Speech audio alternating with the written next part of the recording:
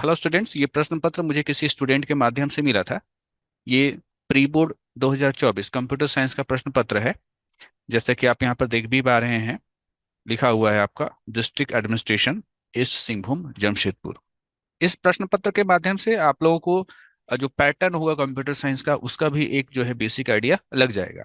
तो देखिए, पहला प्रश्न क्या है। यहाँ पर 30 एमसीक्यू के बारे में बात कर रहा है कि 30 एमसीक्यू, प्रत्येक एमसीक्यू के लिए 1 अंक। सबसे पहला प्रश्न जो आप यहाँ पर देखिए एमसीक्यू का, वो दिया हुआ है a set of logical operators are. Logical operators के सेट इसमें से कौन है? सही उत्तर होगा थर्ड नंबर। प्रश्न संख्या 2, which operator has the lowest precedence. कौन सा ऑपरेटर है जिसका प्रेसिडेंस जो होता है वो सबसे लो होता है? सही उत्तर होगा कॉमा ऑपरेटर। प्रश्न संख्या 3, C plus plus is developed by. C plus plus किसके द्वारा डेवलप किया गया? सही उत्तर होगा बजार्ने स्टॉपस्ट्रप। प्रश्न संख्या 4, the term attribute refers to. Attribute, ये आपका डीबीएमएस से संबंधित प्रश्न है कि एट्रीब्यूट किसे कहते हैं। इसका उत्तर होगा एट्रीब्यूट हम लोग कॉलम को कहते हैं। प्रश्न संख्या 5, मेन इज ए और एन। मेन क्या है? इसका सही उत्तर है मेन फंक्शन है।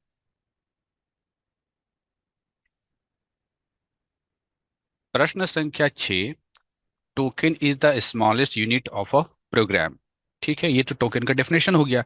अब आपसे कह रहा है कि यहाँ पर इससे रिलेटेड कौन सा जो है ऑप्शन सही है। तो प्रश्न थोड़ा सा उलझने वाला है। यहाँ अगर ध्यान से देखें तो आइडेंटिफायर भी जो होता है वो टोकन का प्रकार होता है, ऑपरेटर भी होता है वो टोकन का प्रकार होता है, और जो कांस्टेंट भी होता है, कांस्टेंट जिसको हम लोग लिटरल्स बोलते हैं, ये भी टोकन का प्रकार होता है। लेकिन डेटा टाइप जो होता है ये टोकन का प्रकार नहीं होता है। तो अगर सवाल ये पूछता कि बताइए इसमें से कौन सा टोकन नहीं है, तो आप बताते कि डेटा टाइप जो है ये टोकन का प्रकार नहीं होता है। जबकि कीवर्ड्स, आइडेंटिफायर्स, लिटरल्स, है ना, लिटरल्स मतलब कांस्टेंट, ऑपरेटर्स और पंक्चुएटर्स, 5 जो है टोकन होते हैं। डेटा टाइप जो है वो टोकन नहीं होता है। तो प्रश्न थोड़ा सा अजीब सा पूछा है। यहाँ पूछना चाहिए था कि इसमें से कौन सा टोकन नहीं है, तो आपको बताना था डेटा टाइप जो है वो टोकन नहीं है। प्रश्न संख्या 7, ब्लैंक इज ब्राउजर। आपको बताना है इसमें से कौन सा जो है वो ब्राउजर है। ब्राउजर मतलब वेब ब्राउजर। ठीक है, तो सही उत्तर होगा फायरफॉक्स। प्रश्न संख्या 8, Boolean expression A into bracket में है B plus C is equal to A into B plus A C, ये कौन सा लॉ है? ठीक है, इसका सही उत्तर होगा डिस्ट्रीब्यूटिव लॉ। यह लॉ छूट गया है। प्रश्न संख्या 9, डीबीएमएस का फुल फॉर्म बताना है। इसका सही उत्तर होगा डेटाबेस मैनेजमेंट सिस्टम। प्रश्न संख्या 10, एसक्यूएल का फुल फॉर्म बताना है। सही उत्तर होगा स्ट्रक्चर्ड क्वेरी लैंग्वेज। प्रश्न संख्या 11, लैन का फुल फॉर्म बताना है। सही उत्तर होगा लोकल एरिया नेटवर्क। प्रश्न संख्या 12, destructor name is preceded by. आपको बताना है कि डिस्ट्रक्टर फंक्शन के नाम के आगे कौन सा चिन्ह लगाया जाता है। उत्तर होगा टिल्ड साइन। प्रश्न संख्या 13, स्टैक फॉलोज। स्टैक किसको फॉलो करता है? सही उत्तर होगा लीफो को, लास्ट इन फर्स्ट आउट। प्रश्न संख्या 14, Boolean function of n variable has how many rows. किसी बूलियन फंक्शन में अगर एन नंबर ऑफ वेरिएबल है तो उस बूलियन फंक्शन से जो ट्रुथ टेबल बनाया जाएगा उस ट्रुथ टेबल में कितने रो होंगे? इसका सही उत्तर होगा टू द पावर एन। प्रश्न संख्या 15, what will be the output of the following program cout. Double quote के अंदर लिखा हुआ है पॉ 2, 3। जैसा कि आप जानते हैं कि सी आउट में कि डबल कोट के अंदर आप जो कुछ भी लिख देते हैं वो हूबहू प्रिंट करता है। तो इसका सही उत्तर होगा पॉ 2, 3। यही अगर ये डबल कोट नहीं होता तो यहाँ पर पॉ एक फंक्शन की तरह काम करता, और पॉ 2, 3 का मतलब हो जाता 2 द पावर 3, मतलब 8। लेकिन ये चूंकि डबल कोट के अंदर है और डबल कोट में जो कुछ भी होता है वो वैसा ही लिखा जाता है, तो इसका 1 होगा।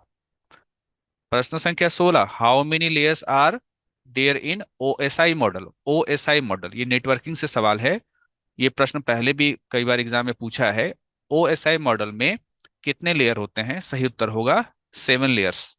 प्रश्न संख्या 17, बैकस्लैश ए सिंगल कोट के अंदर है, इज यूज्ड फॉर, इसका जो है एक हिंट्स है, ए फॉर अलार्म, ठीक है, अलार्म होगा। कभी कभी इसका जो है साउंड भी आपको ऑप्शन मिल सकता है। Question number 18, S T R lane pre defined in, S T R len function को पहले से कहाँ डिफाइन करके रखा गया है, कौन से हेडर फाइल में। तो देखिए एस टी आर का जो मतलब होता है वो स्ट्रिंग होता है, तो यहाँ एक हिंट्स आपको मिल गया, इसका होगा स्ट्रिंग डॉट एच। अगला प्रश्न 19, प्रोडक्ट टर्म इज कॉल्ड, ठीक है, प्रोडक्ट मतलब गुणनफल होता है, तो प्रोडक्ट टर्म इसमें से कौन होगा, क्या कहलाएगा, उत्तर होगा मिन टर्म।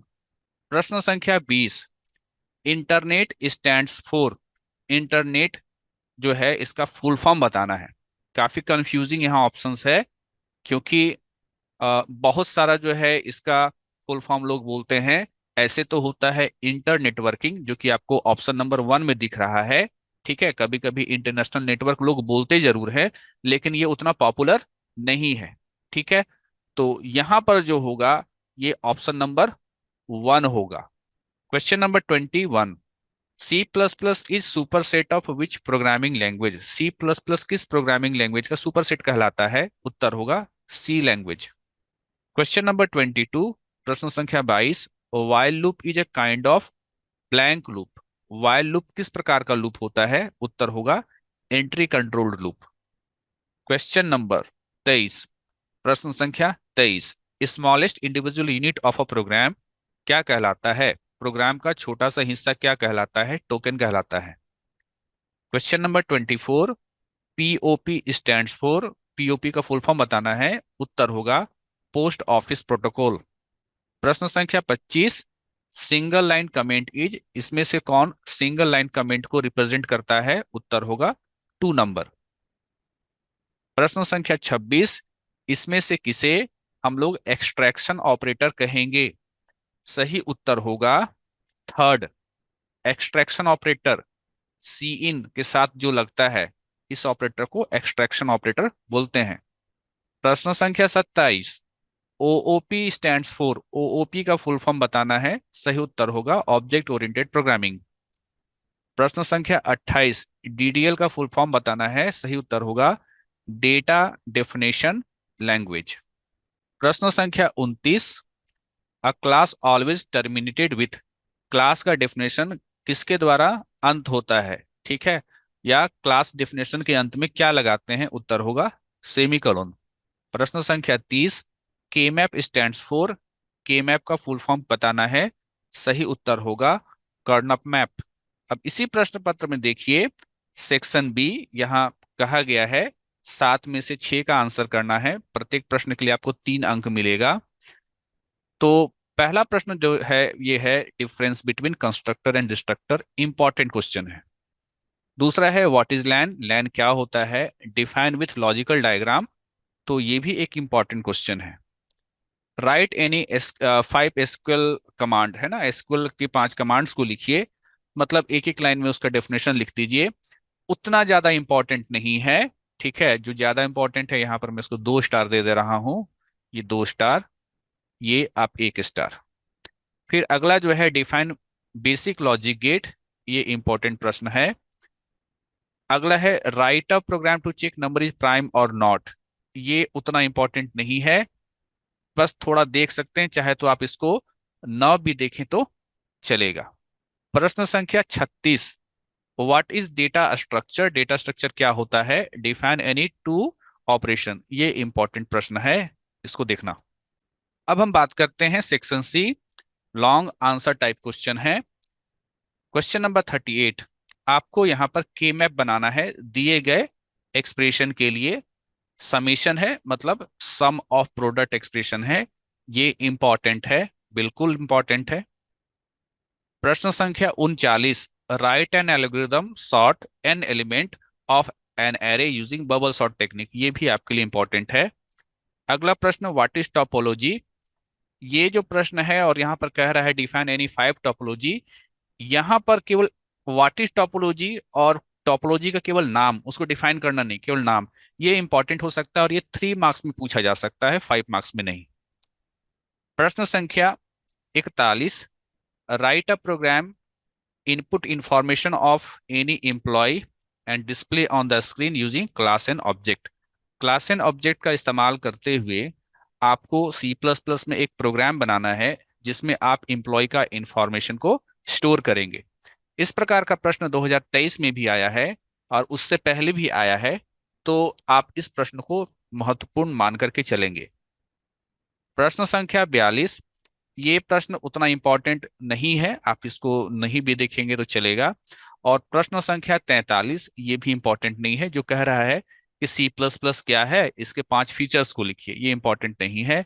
और जो 42 नंबर यानी 42 नंबर क्वेश्चन है जिसमें 10 एसक्यूएल कमांड को डिफाइन करने के लिए कहा जा रहा है, तो इसी प्रकार का प्रश्न तो अभी आपने ऊपर भी देखा था 3 अंक के लिए। देखिए आपने 3 अंक के लिए देखा था ना, राइट एनी 5 एसक्यूएल कमांड, यहाँ 5 बोला और नीचे 10 बोल दिया। ठीक है, तो ऊपर वाला तो इंपॉर्टेंट है लेकिन नीचे वाला इंपॉर्टेंट नहीं है, 42 नंबर।